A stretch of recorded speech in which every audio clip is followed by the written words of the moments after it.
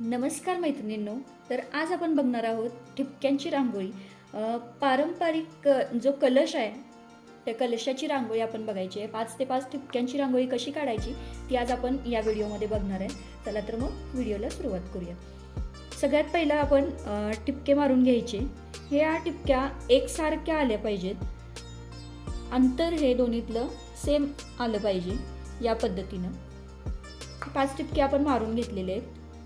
परत 5 मारून घ्यायचे. 1 2 3 4 आणि 5. त्यानंतर परत एकदा 5 ठिपके मारून घेतोय.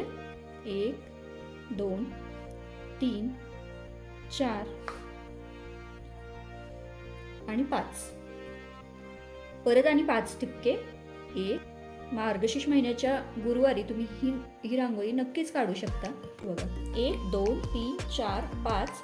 त्याप्रमाणे इकडे पण 1 2 3 4 आणि ही शेवटची लाईन 1 2 3. आता आपल्याला ह्या 2 लाईन अशा जोडून घ्यायच्यात. ही एक सोडायची, ही एक सोडायची आणि ह्या मधल्या 3 लाईन आपल्याला एकमेकांना जोडून घेतल्यात आपण. त्यानंतर आपल्याला ही 2 नंबरची लाईन ह्या इकडून ह्या 2 नंबरच्या लाईनला आपल्याला जोडून घ्यायची या पद्धतीने. आता त्याच पद्धतीने ह्या साईडला पण करायचं आहे. ही लाईन ह्या ठिपक्याला जोडून घ्यायची.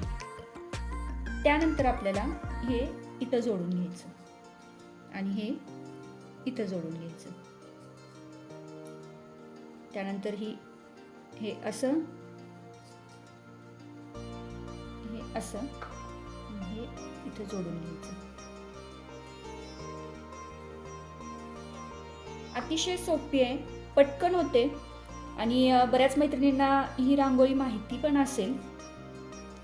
हे असं जोडून घ्यायचं. जसं इथं आपण जोडून घेतलं तसं इथं जोडून घ्यायचं आपल्याला आणि हा पॉइंट आणि तो जोडून घ्यायचा.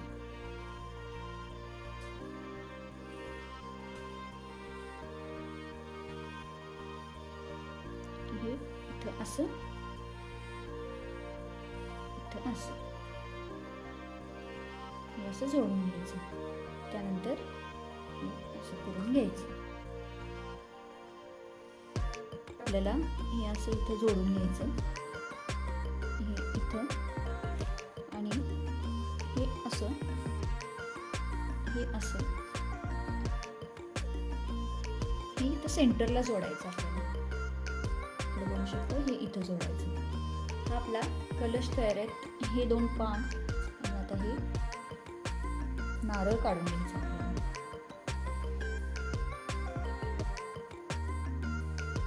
असं करून घ्यायचं.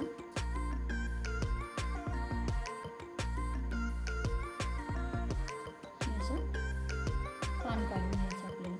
पानाचा आकार इथं देऊन घ्यायचं. त्यानंतर मध्ये आपल्याला छान असं एक ही लाईन मारायची. हे दोन बिंदू जोडून घ्यायचे, 2 ठिपके आणि हे इथं आपल्याला स्वस्तिक तयार करायचं.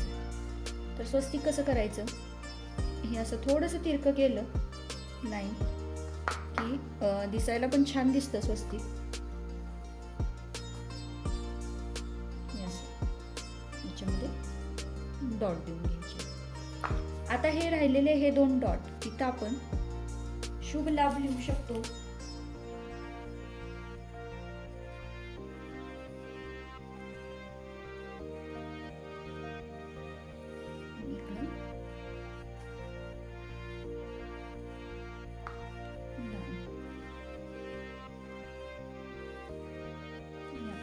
यामध्ये कलर करून घ्यायचा.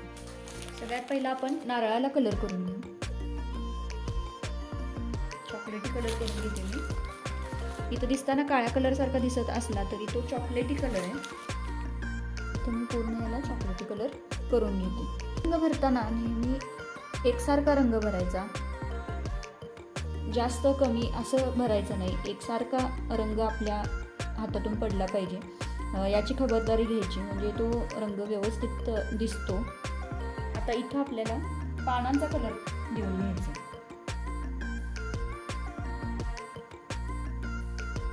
कधी पण रंग भरताना पहिला बॉर्डर करून घ्यायची. त्यानंतर हा कलर भरून घ्यायचा.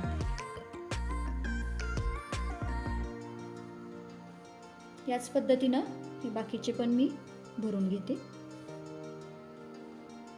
तर या कलशात थोडासा मी शेड करून घेते पिवळ्या कलरने, जेणेकरून आपला नारळ हा उठून दिसेल. त्यानंतर ह्या पानांना पण मी पोपटी कलरने असं पानांचा आकार देऊन घेते.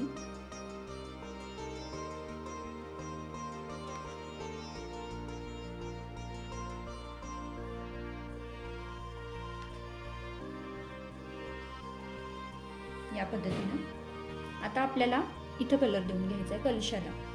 तर कलशाला आपण गुलाबी कलर करून घेतो. मी मगाशी म्हणाले तसं पहिला बॉर्डर कंप्लीट करून घेते.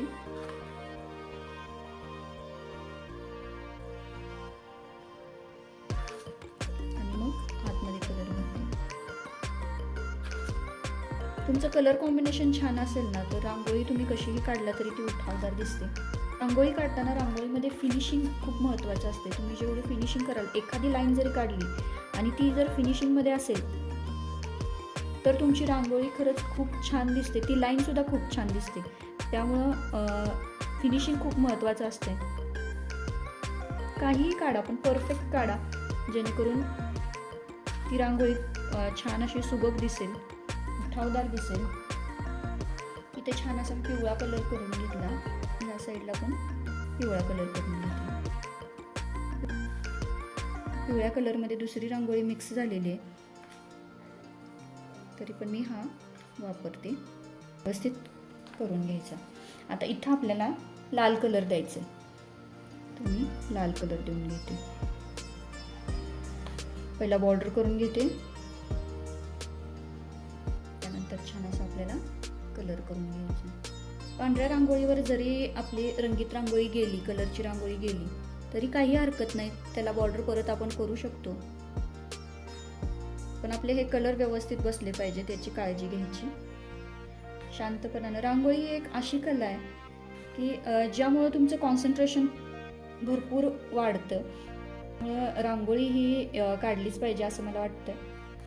ठिपक्यांच्या रांगोळीचं एक आहे, यामुळे एकाग्रता खूप वाढते. त्यामुळे ठिपक्यांची रांगोळी काढली पाहिजे असं मला वाटतं. कारण ठिपक्यांची रांगोळी आपण जेव्हा ठिपके काढतो त्यावेळेला चुकू नये म्हणून आपण खूप त्याकडे लक्ष देत असतो आणि तिथं आपली एकाग्रता खूप वाढते. मन लावून आपण ते करत असतो. कुठलीही कला असू दे, जर मनापासून केली, लक्ष देऊन केली तर खरंच आपलं मन पण फ्रेश होतं आणि आपल्याला एक वेगळाच आनंद त्यामधून मिळतो. आपली एकाग्रता पण वाढायला मदत होते. त्यामुळं अशा ठिपक्यांच्या रांगोळीचे व्हिडिओ जर तुम्हाला अजून बघायला आवडत असतील तर नक्की मला कमेंटमध्ये कळवा. नक्कीच मी असे छान छान व्हिडिओज तुमच्याबरोबर शेअर करेन. अशा बेसिक रांगोळीपासून छान अशा ॲडव्हान्स रांगोळ्यांपर्यंत आपण सगळं शिकूयात. फक्त मला कमेंटमध्ये सांगा, तुम्हाला जर रांगोळी ही आवडली असेल तर नक्की कमेंट करा. व्हिडिओ कसा वाटला नक्की कमेंटमध्ये कळवा. रांगोळी आवडली का नक्की कमेंटमध्ये सांगा. आणि हे आपण जिथं आता ह्या पांढऱ्या लाईनवर बॉर्डरवर रांगोळीचा रंग आलेला आहे, आपल्याला ही परत बॉर्डर छान अशी करून घ्यायची. त्यामुळे अजून उठावदार दिसते आपली रांगोळी. अशी छान आपली रांगोळी तयार झालेली आहे. आता इथं आपण छान असं एखादं फूल तुम्ही काढू शकता इथं, किंवा मग फक्त हे असं काहीतरी डिझाईन करू शकता. तुमची क्रिएटिव्हिटी तुम्ही कसं प्रेझेंट करताय, कसं तुम्ही काढताय त्याच्यावर तुमची डिझाईन ही बनत असते. त्यामुळं थोडंसं आपण वेगळं केलं ना की रांगोळी खरंच खूप छान दिसते. ही पारंपरिक रांगोळी आहे, पण त्यात थोडंसं इनोव्हेशन म्हणजे थोडंसं बदल आपण जर घडवून आणला, थोडंसं आपलं डोकं जर चालवलं तर त्यात पण वेगळं असं आपण काहीतरी करू शकतो.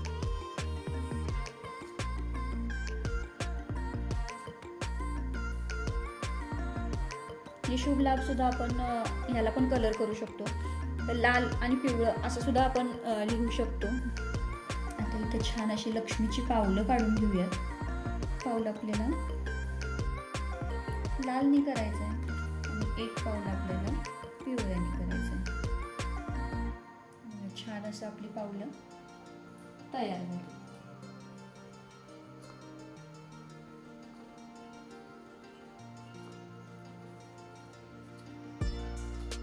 या पद्धतीने आपण अशा छान छान डिझाईन काढून आपली क्रिएटिव्हिटी दाखवू शकतो. असं काही नाही की जसं आहे, जसं पहिल्यापासून चालत आले तसंच काढलं पाहिजे. त्यात थोडासा बदल केला की त्याला नवीन टच मिळतो आणि आपल्याला पण वेगळं काहीतरी काढलेल्याचं समाधान मिळतं.